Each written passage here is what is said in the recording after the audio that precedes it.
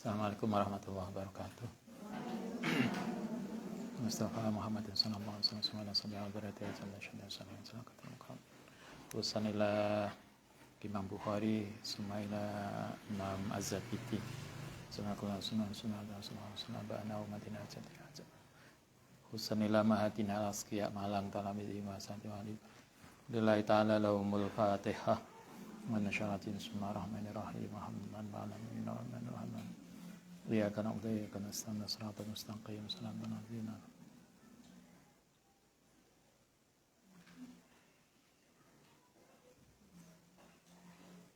Bismillahirrahmanirrahim. Hadis yang ke-146. An-Sa'ib ibnu Yazid radhiyallahu an qala. Zahabat berangkat. Bi kelaningsun sapa kholati bibiku. Kata Sa'ib, suatu ketika saya bersama bibi itu perempuan ya. Bibiku berangkat ila Nabi sallallahu alaihi wasallam. Bibinya sama Sa'ib sowan Nabi. Fakolat kemudian ngendika sapa bibi kholati tadi, ya Rasul, inna ibna ukhti, sak temene anake saudara perempuanku, berarti ponakane. Iku wakiun, jatuh. Kata bibinya tadi, Kanjeng Nabi, ponakan saya itu jatuh. Famasaha, yang berarti yang jatuh siapa? Sa'ib ya. Sa'ib itu bersama bibinya datang ke Nabi. Kemudian bibinya bilang, Kanjeng Nabi, ponakan saya ini, Sa'ib itu jatuh. Famasaha, kemudian ngusap sapa Nabi roksi ing kepalaku wada'a lan ndongaaken sapa Nabi li kepadaku bil barokati. Ini yang biasa kalau kita dulu kalau sakit, kalau Ustaz dulu sakit itu sakit panas, kita nggak diobati. Biasanya bapak dari masjid subuh, kemudian kita di suwuk. Wong Jawa suwuk ya. Yang Madura apa? Itu bahasanya tadi sowo ya. Kalau wong Jawa di suwuk, kalau sekarang di ruqyah bahasanya. Kalau Ustaz dulu kecilan tuh jarang minum obat, juga nggak pernah ke dokter. Jadi lah kita sakit cuma di suwuk saja, ditungani, didoai. Orang Jawa di suwuk, lah kita didoai, yang lain di ruqyah. Dan seterusnya. Ini Nabi juga melakukan itu. Ada suatu ketika sahabat kecil namanya Sa'ib itu jatuh ternyata oleh Nabi didoai bil barokah. Satu yang dilakukan Nabi mendoakan. Kemudian yang kedua sumatawa doa. Kemudian wudu sapa Nabi. Wasarib tu lan minum sapa ingsun min wudu'i saking air bekas wudune Nabi. Coba cara mendoakan. Lah kita biasanya pakai ini kan, ini air kemudian di Fatihai disebul, ditiup. Kemudian Ustaz dulu kecilan begini, bapak itu ndongani, kemudian dimasukkan air, kemudian kita disuruh minum. Kemudian sebagian diusapkan ke kepala dan badan. Itu sembuh. Nah, saiki suntik di macam-macam. Nabi juga begitu. Nabi itu ketika ada sahabat sakit, didoakan, setelah itu Nabi wudhu. Bekas wudhunya Nabi itu ditadongi, kemudian diminumkan dan sembuh. Itu salah satu cara yang dilakukan. Kalau sekarang ada ruqyah, ada macam-macam. Nah, Nabi dulu begitu. Sehingga kalau mbah kita, kiai sepuh kita, kemudian mendoakan pakai air gelas, pakai apa, itu sebetulnya contohnya Nabi. Sehingga, ini bid'ah. Kalau nggak ruqyah itu bid'ah. Istilahnya bisa ruqyah, bisa doa, bisa suwuk, bisa apa. Tapi Nabi pernah ngajari kita melakukan itu. Beliau bukan hanya masukkan ini, malah wudu, kemudian bekas wudunya diminumkan. Sumakumtu, kemudian berdiri sapa ingsun khalfa dhuhrihi, di belakang punggungnya Nabi. Kemudian dia berdiri di belakang punggung Nabi pada dortu. Kemudian melihat sapa ingsun ila khotamin nubuwah, maring stempel kenabian. masih ingat kemarin ngaji Samail, Nabi itu di antara dua belikatnya itu ada tanda kenabian. Tanda kenabian itu berupa apa bahasa kita? Andeng-andeng itu apa? Tai lalat. Tai lalat besar di punggung Nabi. Besarnya sebesar telur puyuh. Itu tanda kenabian. Itu ada di belakang punggung Nabi. Dengan tanda itulah Anda masih ingat Pendeta Buhairah memastikan bahwa Muhammad adalah Nabi. Itu dari situ. Kalau Anda tuh kalau orang Jawa tanda lahir. Masing-masing kan punya tanda lahir. Enak sing ning hidunge, ana sing ning telinga. Ini tanda lahirnya apa? Nabi itu punya tanda nubuah di belakang, di punggung beliau. Sebuah kayak toh gitu ya. Ngerti ya toh? Andeng-andeng besar, tai lalat besar di antara dua belikat. Besarnya sebesar telur doro. Nah, lae puyuh kan jangan-jangan Anda nggak tahu. Kalau doro kan tahu di situ toh. Fasarib tu sumakum tu fanador tu mongko ningali sapa ingsun ila khotamin nubuwah maring stempel kenabian baina katifaihi di antara belikat Nabi misla rizil hajalati seperti telur burung puyuh sebesar burung puyuh itu bukan burungnya ya telurnya sebesar telur burung puyuh itu stempel kenabian yang ada di belikat Nabi.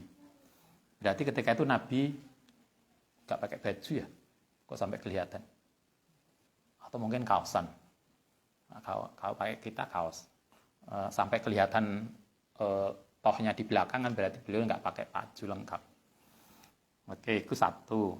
Nah, ini hadis ini menjelaskan tentang bagaimana doa, bagaimana ru'yah, bagaimana suwo itu dilakukan oleh Nabi. Dan yang ketiga ini kaitannya dengan wudhu. Nabi menggunakan air sisa wudhu, bekas wudhunya untuk mendoain orang dan itu yang terjadi. Wa Ibnu Umar radhiyallahu an qala kana ana sapa arrajulu sapa arijalu laki-laki wanisa lan kaum ibu-ibu iku ya tawadduuna padha wudu fi zamani Rasulillah sallallahu alaihi wasallam jami'an dengan bersama-sama. Dulu kata Ibnu Umar pada masa Nabi kalau kita kan ada toh pesantren yang begitu ketat banget memisahkan laki-laki perempuan. Jadi laki-laki masuk pagi, perempuan masuk sore. Kelasnya podo. Kemudian kita kirim surat lewat. Apa itu namanya? Kalau dulu zaman Ustadz di Aliyah. Kemudian besok dilihat disi-disian. Sopo sing moco, padahal kita nggak tahu sopo sing bales. Itu udah seneng banget. Padahal nggak jelas sopo sing bales. Pada masa Nabi, rupanya relasi laki-laki perempuan nggak seketat itu. Anda bisa lihat pada masa Nabi laki-laki perempuan biasa wudhu, tapi tentu nggak bareng, nggak di sini laki-laki perempuan jadi satu ya enggak. Tapi artinya tidak seketat itu, biasa aja laki-laki perempuan. Bahwa ada pemisah ini toilet laki-laki, ini toilet laki-laki perempuan itu iya. Tapi kemudian tidak kok toilet laki-laki berlaku pagi, yang laki-laki yang perempuan sore, enggak juga. Tapi hadis ini memberikan informasi pada kita bagaimana relasi laki-laki perempuan yang tidak seketat yang kita bayangkan. Kita kadang bayangno zaman Nabi itu ketat banget, padahal enggak. Kita bayangno kayak tadi, anjing itu karena kita menghukumi mughaladah, kemudian setiap anjing harus disantap. Coba Anda enggak kebayang toh? Hadis Bukhari menjelaskan pada masa Nabi anjing keluar masuk masjid. Nah, seneng kene itu sampai coba anjing keluar masuk masjid pada masa Nabi dan itu biasa aja. Kita nggak kebayang. Yang kita ingat itu anjing menggoladoh. Karena itu kita harus jauh. Bahwa anjing itu najis ya. Tapi kemudian kita tidak bisa memberlakukan sewenang-wenang. Anda masih ingat ada Sayyidina Hasan, itu zaman kecilan, kalau kita main kucing. Gitu kan? Kalau kita biasa main kucing. Adik Aski main kucing. Yang kecil-kecil, Sayyidina Hasan itu mainannya bukan kucing, tapi anjing. Hadisnya ada toh. Suatu ketika Sayyidina Hasan itu punya anjing kecil, anjingnya itu sembunyi di bawah tempat tidurnya Nabi. Karena anjing itu ada di dalam rumah, itulah kemudian malaikat Jibril memberitahu, saya nggak bisa masuk karena di situ ada anjing. Coba itu artinya menunjukkan Sayyidina Hasan itu ya biasa main begitu kan. Nggak kemudian angker banget gitu lah. Bahwa dia najis ya, tetapi bukan kemudian kita menjadi sewenang-wenang kepada binatang yang kita nilai najis. An Jabir radhiyallahu an qala Ja'a teko sapa Rasulullah sallallahu alaihi wasallam yauduni nyambangi itu apa? Menjenguk sapa nabine ingsun wa ana halita ingsun iku maridun sakit. Jabir itu suatu ketika cerita, saat itu saya sakit parah. Nabi kemudian menjenguk saya, sakitnya itu sampai la'ak kilu, tidak bisa berpikir. Jadi saking lorone, Mbak, ya apa makalai gungsong garap, Mbak. Pusing. Biasanya gitu kan. Skripsi gak jadi, kenapa kok gak jadi? Pusing, Ustaz. Padahal kalau Anda lihat, kalau kita belajar dari Imam Ghazali itu pernah sakit psikologis, itu parah, 2 tahun. Sampai beliau harus meninggalkan keluarganya untuk mengembara.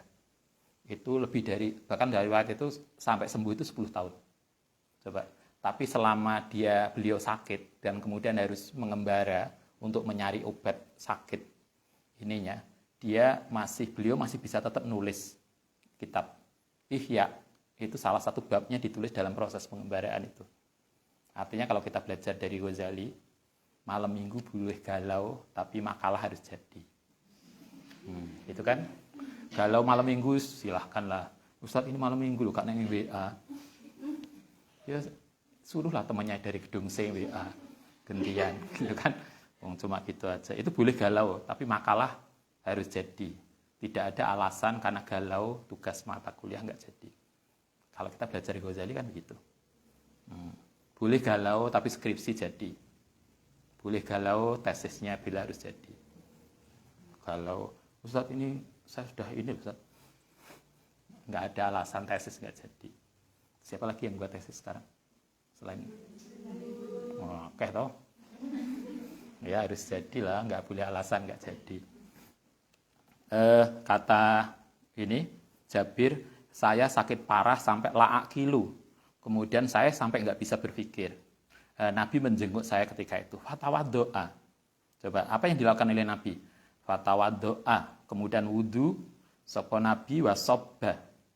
Lan kemudian ngesoknya itu apa?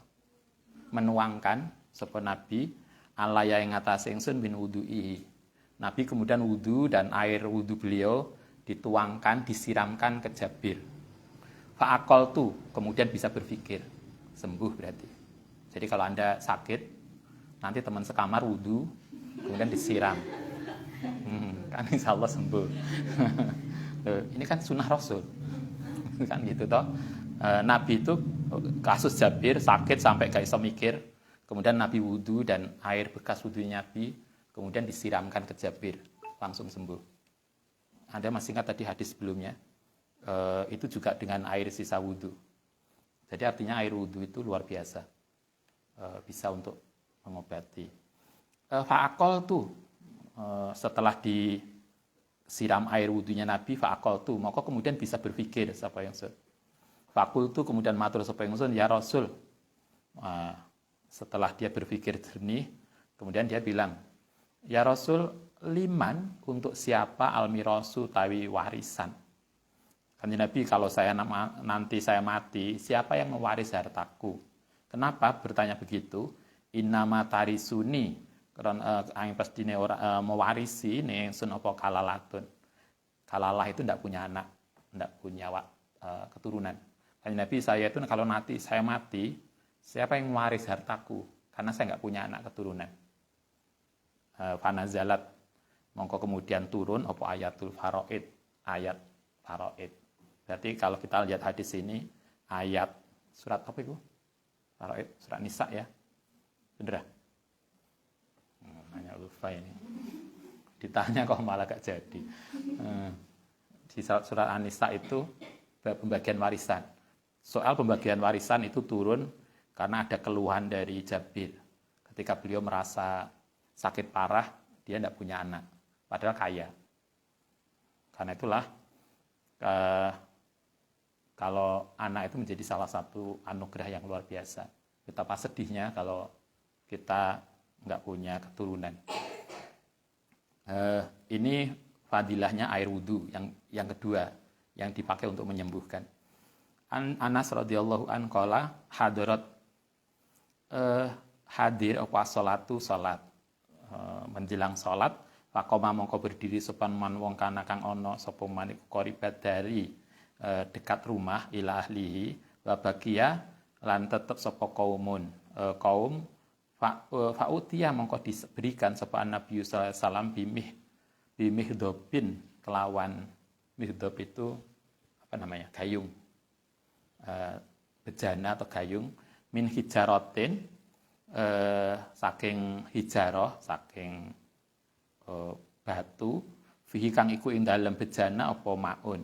Kalau bahasa kita Nabi kemudian dikasih gayung yang air fasahuro mongko tampak kecil apa al-mihdobu gayung tadi ayap suto yen to beber sapa Nabi fihi ing dalem mihdob akafahu jari-jarine Nabi.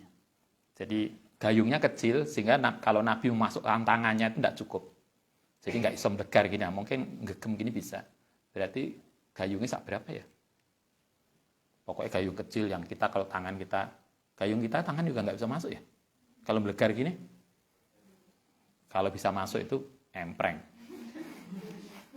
Kan bukan gayung.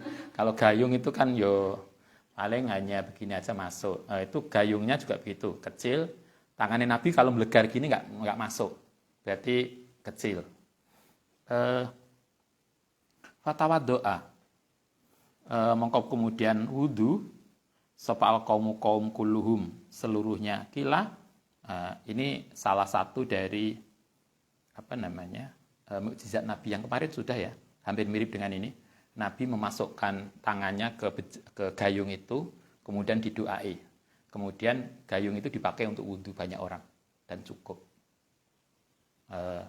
Setelah didoai Nabi, gayung yang kecil tadi itu kemudian dipakai oleh banyak orang wudhu, para sahabat. Kila ditanyakan kam kuntum, berapa orang? Kam berapa kuntum sira kabeh? Kalian yang wudhu tadi dari kalangan sahabat berapa? Qalan jawab sopo Anas samanina. Berapa? 80. Berarti segini toh. Ini berapa ini? 50? Tak ada. Berarti 2 kali ini. Cukup wudhu dengan 1 gayung. Kalau ini kan luar biasa toh. Kalau untuk mandi 1 gayung bisa untuk gedung C dan D. Misalnya.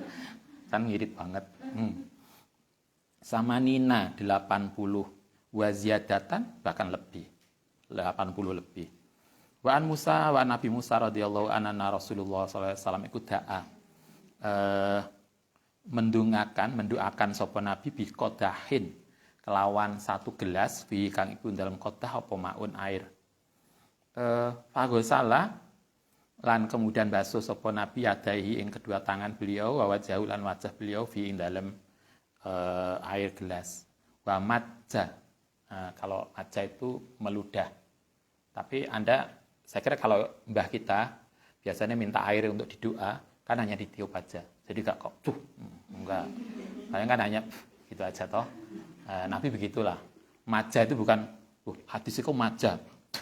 Enggak lah.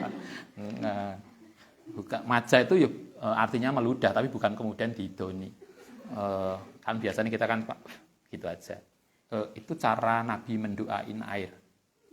Mbah kita kan enggak gitu. Kemudian kita minum. Insya Allah sembuh. Wa majalan meludahi sapa Nabi fi dalam gelas.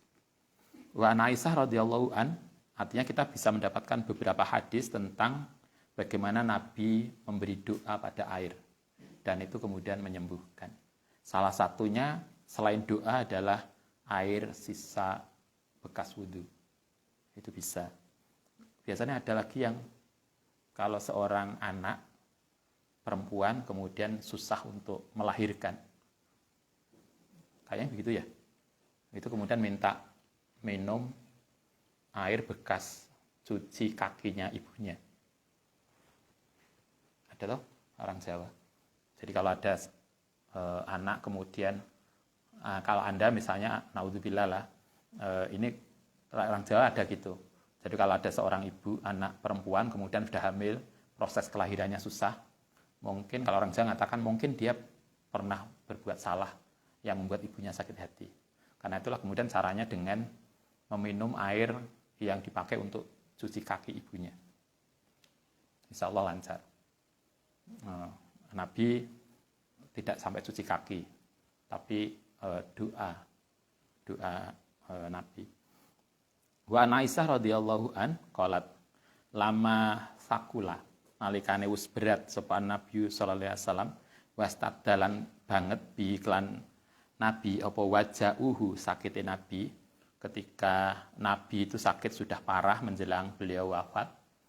Istadzana mongko kemudian minta izin sapa Nabi azwajau ing para istrine Nabi fi ayu marrodo yen to dirawat fi baiti ing dalam rumahku. Nabi itu kan setiap hari bergilir ke para istri beliau. Ketika beliau sakit, beliau minta izin kepada istri-istri yang lain agar dalam sakit itu beliau boleh dirawat di rumahnya Sayyidah Aisyah. Dan para istri yang lain mengizinkan. Sehingga tiap hari nggak harus digotong kemana-mana. Cukup di rumah Sayyidah Aisyah. Fa'adzina. Mengko kemudian podo ngizini sapa azwaj lahu maring Nabi. Setelah itulah kemudian Nabi menetap di rumah Sayyidah Aisyah sampai beliau wafat. Rumah Sayyidah Aisyah itu sekarang Anda bisa lihat itu berada di dalam masjid. Tempat makam Nabi sekarang dimakamkan itu adalah kamar Sayyidah Aisyah. Karena kita paham Nabi itu berbeda dengan kita. Kalau kita meninggal di sini, kita bisa dimakamkan di mana saja. Di Gomuleh atau dimakamkan yang Jero Suko. Tapi lain Nabi begitu wafat, beliau tidak boleh dimakamkan di tempat lain. Nabi hanya bisa dimakamkan di mana beliau wafat. Karena beliau wafat di kamarnya Sayyidah Aisyah, maka di kamar itulah kemudian beliau dimakamkan. Sehingga yang sekarang menjadi makam Nabi itu sekarang ada di dalam Masjid Nabawi. Dulu itu adalah kamarnya Sayyidah Aisyah. Nanti kalau kita umroh, ya, semoga kita bisa. Setelah pandemi kan kita berangkat, insya Allah. Itu rumah beliau. Ayu marodo fi baiti fa'adina lahu fakharaja kemudian keluar sapa Nabi sallallahu alaihi wasallam baina rajulaini dipapah oleh dua orang. Terakhir beliau dirawat di mana ini ya?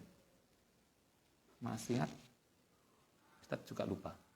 Sebelum masuk ke rumahnya Sayyidah Aisyah, itu terakhir dirawat di rumahnya siapa? Nanti dilihat. Itu PR-nya tante nanti yang ngajar PAI. Kemudian beliau dipindahkan dari rumah sebelumnya ke kamarnya Sayyidah Aisyah itu dipapah oleh dua orang. Baina rajula ini antara dua laki-laki tahutu yang berjalan sapa Nabi rijlahu dengan kedua kakinya fil ardi baina Abbas antarane Abbas yang memapah adalah Abbas wa rajulun akhor dan laki-laki lain. Ini hadisnya beliau nggak mau nyebut siapa laki-laki lain. Siapa itu? Dalam riwayat yang lain ada Sayyidina Ali. Kenapa? Ya biasalah. Antara mertua dengan menantu. Kemudian siapa yang mapah? Iku lho wong iku lho.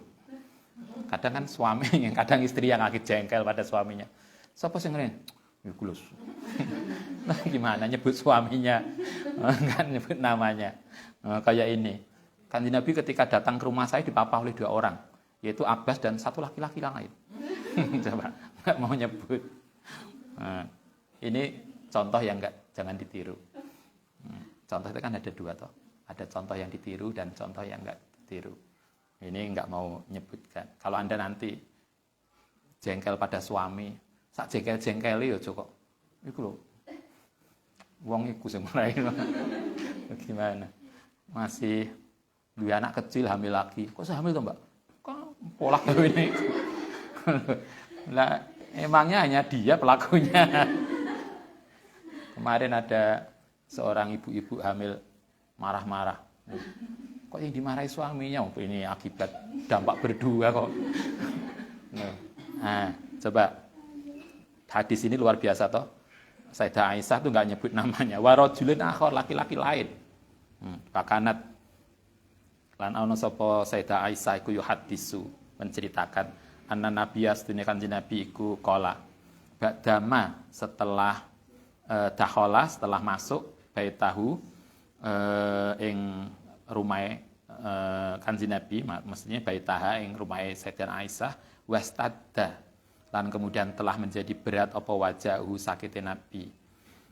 Nabi ketika itu minta di wudu dituangi karena beliau sudah sakit parah. Beliau minta ketika wudu dituangkan airnya.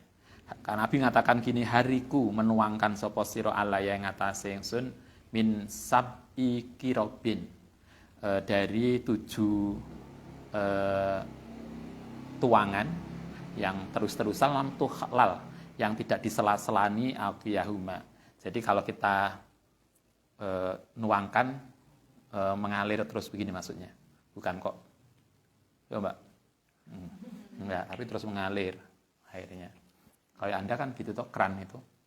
Ngalir terus sampai orangnya sudah enggak ada. La'ali supaya ana sapa ingsun iku adu bisa ngajari sapa ingsun ilan nasi. Itulah cara wudu kalau pakai keran dituang. Kalau dulu dituangi, sekarang pakai keran. Fa'ujlisa mongko kemudian didudukkan sapa Nabi fi mihdobin ing dalem kain. Mihdob itu kain warna hijau li Hafsah miliknya Hafsah. Berarti mungkin terakhir di Hafsah ya. Terakhirnya di Hafsah. Dari Hafsah itu ngerti ya, putrane Umar bin Khattab. Putrane Umar kemudian itu ketika itu udah janda, kemudian dinikahi oleh Nabi. Terakhir berarti di Hafsah karena kain dari Hafsah itu masih ke bawah Nabi sampai di rumahnya Sayyidah Fatimah Aisyah. Li Hafsah miliknya Hafsah zaujin Nabi, istri Nabi. Summa taufikna kemudian memulai sapa kita iku nasubu menuangkan sapa kita ali ngatasi Nabi tilka ing tadi minta air tadi kata taufika sehingga nglakoni sapa sirfi siru ngasih isyarat sapa Nabi laina maring kita qad fa'altuna sampai kami kemudian kata Sayyidah Aisyah menuangkan air untuk Nabi untuk wudu tadi sampai beliau ngasih isyarat bahwa itu sudah selesai. Sumahoroja kemudian keluar sapa Nabi ilan nasi. Itu cara wudu. Berarti kalau kita lihat hadis ini, kalau kita nggak punya keran, gue apa biasanya? Ceret ya. Boleh berarti wudu pakai ceret, kemudian minta teman yang lain untuk menuangkan. Gantian, Mbak, menuangkan untuk wudu. Wa an Anasin radhiyallahu anna Nabiyya sallallahu alaihi wasallam iku da'a ndongaaken sapa Nabi binain kelawan suatu wadah min main saking air fautia. Da'a bukan ndongaaken, minta sapa Nabi, da'a minta. Suatu ketika Nabi itu minta 1 gelas air. Fautia kemudian diberikan sapa Nabi biqadahin kelawan gelas zahrohin kang lebar. Fihi kang iku ing dalem qadah sayun min ma'in sesuatu dari air. Fawadoa ini gelasnya gede. Fawadoa kemudian meletakkan sapa Nabi asobiahu ing jari-jarine Nabi fihi ing dalam gelas. Kalau ember berarti iki ember bukan gelas. Nah, gelas kan kecil lah kita. Tangannya Nabi itu sampai masuk. Nah, setelah begitu, qala ngendika sapa Anas. Yang meriwayatkan Anas Nabi itu suatu ketika minta, kalau kita baskom gitu ya, baskom tapi transparan. Kemudian tangannya Nabi itu dimasukkan ke baskom yang ada airnya. Kemudian Anas yang ketika itu masih kecil ngintip. Apa yang terjadi di dalam air yang ada airnya tadi, dalam baskom yang ada airnya tadi. Faja'altu mongko melakukan sapa ingsun iku angduru memperhatikan sapa ingsun ilal ma'i saking air yang bu'u yang bersumber mimbaini asobi'i di antara jari-jarine Nabi. Nah, ini hadis yang mirip dengan tadi. Kalau tadi gelas, kalau ini hadisnya dari Anas itu gelas besar yang kemudian Nabi, salah satu mukjizatnya Nabi, tangannya Nabi dimasukkan baskom, kemudian air yang di baskom tadi yang Nabi ada di dalamnya tangannya itu dipakai untuk wudhu. Dan kata Anas, saya melihat koyoknya dari jari-jari Nabi itu keluar air sehingga baskom itu tidak pernah habis untuk wudhu. Padahal sing wudhu banyak banget. Fahazartu mongko memperkirakan sapa ingsun man ing wong tawadhu yang wudhu bae nasab ina ila samanina antara 70 dan 80. Cukup satu baskom. Wa anhu, nah, saking Anas juga, karena ana sapa nabi iku yahtasilu. Mandi sapa nabi bisoi dengan ukuran satu sok. Nabi itu rata-rata kalau mandi itu cukup hanya dengan satu sok. Satu sok itu berapa? Kalau hitungan fikih, satu sok itu sekitar 3 liter. Anda cukup? Coba, ini kan menunjukkan betapa Nabi itu sangat hemat air. Karena itu kalau biasanya ada toh hemat air, matikan keran, itu kan karena coba Anda bisa bayangkan Nabi itu kan posturnya tidak kayak kita. Nabi itu posturnya kan besar, rambutnya juga tebal dan gondrong. Itu bisa mandi dengan mandi junub cukup dengan 3 liter. Ya apa itu mandinya? Kayaknya Anda perlu praktek. Coba Mbak, saya sunnah Rasul. Mandi diliteri, oke lah, mungkin kita perlulah tambah 5 liter sak timbo untuk mandi mandi besar dari haid misalnya, atau mandi biasa lah, nyoba dulu. Kira-kira cukup ah? Loh, Nabi aja lo bisa mandi dengan 1 sok ila khomsi amdadin, atau kadang 1 sok lebih 5 mud. Coba 1 mud itu berapa? Kalau kita hitung 1 mud itu 750 mg. Ini berapa ini? 250 biasanya atau 200 ya? 200. Kalau ini 200 apa 250? 200. Kalau 750 berarti 4 kali ini. Berarti 3 liter plus 4. Mandi. Berarti 1 gelas separuh badan. Tuh. Coba Nabi luar biasa. Kalau mandi cuma 3 liter. Ini ada nggak seliter? Oh, nggak ada ya. Berarti mandinya Nabi itu kan kurang dari 4 liter. Berarti kan 3 liter 3 per 4. Katakanlah agak ini dihitung 4 liter. Nabi mandi dengan 4 liter air. Cuman kita wudhu aja loh. Gak mari-mari krane. Iki opo ae. Mandine iku suwe gak nek suarane. Iku mandi apa turu. Coba. Sangat hemat air. Anda bisa lihat Nabi itu kalau mandi cukup 1 sok lebih dari 5 mud. Jadi sekitar 5 liter kurang. 5 liter kurang 1/4. Itu mandi. Kalau wudhu berapa? Wa yatawaddu lan wudhu sapa Nabi bil muddi kelawan 1 mud. Nabi itu kalau wudhu cuma dengan ini 4 gelas cukup untuk wudhu kalau Nabi. Kita tuh ngentekno 1 gayung, jangan 1 gayung. Ini kan 1 gayung cukup untuk wudhu. 5 gayung cukup untuk mandi. Loh, Nabi tadi kan 5 liter kurang mandi tuh. Padahal rambutnya ketel. Anda rambutnya wis gak ketel. Wis pendek gak ketel. Sengentekno kamar mandi. Artinya kita hemat air. Nggak kebayang deh. Karena itu Anda masih ingat ketika Nabi mandi bareng dengan istri beliau Sayyidah Aisyah. 1 bak digawe berdua. Sampai kemudian Anda ingat tuh hadisnya. Sayyidah Aisyah tuh teriak-teriak karena digodani Nabi, airnya mau dihabisin sendiri. Coba, ini kan suami istri loh mandi bareng. Ini romantis banget. Kayak film. Mandi bareng dengan 1 bak. Karena Nabi sudah cukup dengan 5 liter air. Sayyidah Aisyah mungkin sama. Jadi 10 liter itu kan berarti satu timbo tuh. 1 timbo untuk mandi berdua. Udah cukup. Anda ini wudhu tok. Luar biasa Nabi itu pakai airnya. Kita nggak kebayang deh. Tapi itu yang dicontohkan Nabi. Itu artinya kita diajak ngirit air. An Sa'id ibnu Abi Waqqas radhiyallahu anhu Nabiya sallallahu alaihi wasallam annahu masaha ngusap sapa Nabi alal khufain. Ini kalau wudu, kemarin masih ingat Nabi itu kalau pakai khuf, pakai sepatu kulit itu beliau nggak ngelepas. Boleh kan, Anda masih ingat? Kita boleh pakai sepatu sampai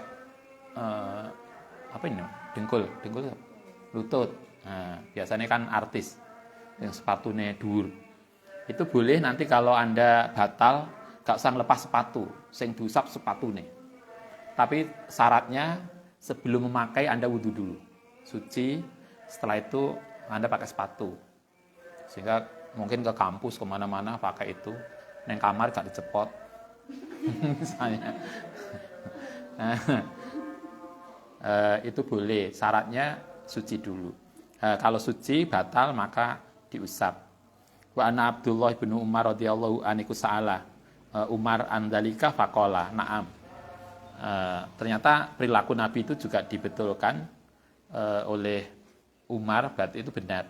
Idza haddatsaka nalikane menceritakan ka ing sira syai'an yang sesuatu sapa saat ane Nabi fala tas'al, maka jangan nanya sapa sira anu saking saat ghairahu. Artinya informasi saat tadi benar. An Amr ibnu Umayyah al-Dhamri annahu ra'a melihat sapa Nabi ing kanjeng Nabi ku yamsahu mengusap alal khufain. Ini beberapa hadis tentang khuf. Wa anhu radhiyallahu an qala ra'aitu melihat sapa ingsun kang ing kanjeng Nabi yamsahu ngusap ala imamatihi ing atase serbane Nabi. Wa khufaihi lan ing khufe Nabi. Ini konteks tertentu Nabi itu pas wudu membasuh sebagian, mengusap sebagian kepala, yang dibasuh, yang diusap bukan kepalanya, tapi hanya serbannya. Kalau Anda mungkin kerudungnya hanya dibuka titik terus begini, kudungnya aja gini. Nah, tapi ojo ditiru. Karena kita tidak hadis ini toh yang kita pakai, hadis lain yang kita harus.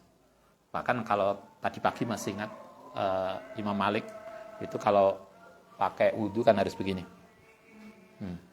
sehingga seluruh kepala basah. Nabi begitu. Wa anil Mughirah ibnu Su'bah radhiyallahu an kuntu anna sapa yang suniku ma'an Nabi sallallahu alaihi wasallam fi safarin ing dalam bepergian fa ahwaitu mongko kemudian bersiap sapa yang sun li anzi'a untuk melepaskan sapa yang sun khufaihi. Kata Mughirah, suatu ketika kami bepergian bersama Nabi, saya sudah siap-siap mau membantu Nabi melepas sepatu beliau. Faqala, kemudian dawuh sapa Nabi, dak, meninggalkan, enggak usah dilepas sepatu saya. Fa ini sedene ingsun iku adkhaltu huma, memakai sapa ingsun huma ing kaki tahirin halis suci. Famasaha, kemudian musab sapa Nabi alaihi ing atas khuf. Wa an Amr ibn Umayyah radhiyallahu anhu melihat melihat sapa Amr an Nabi ing kanjeng Nabi iku yahtazu memotong sapa Nabi tadi model wudhu sudah selesai. Ini kalau kita sudah wudhu, kita suci wudhu kemudian makan, batal nggak wudhu kita? Enggak katanya. Ini hadisnya.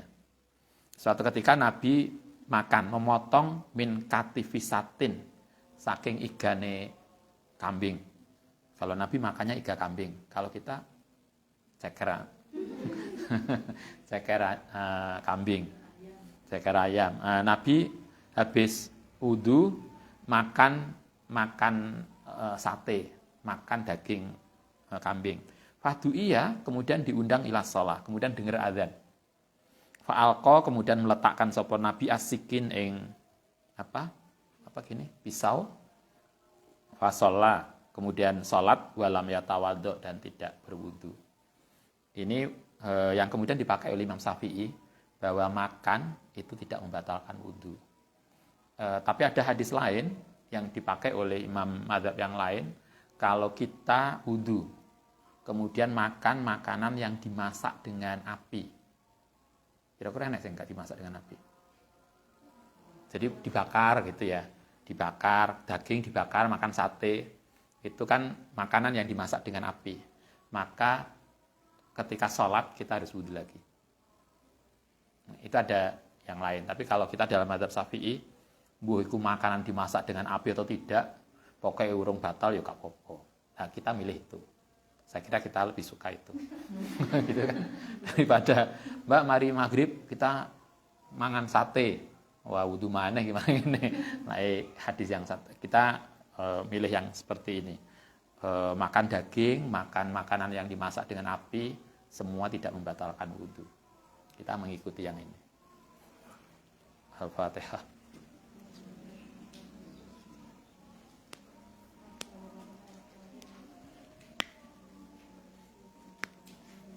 Rabbana wa fa'na bina alam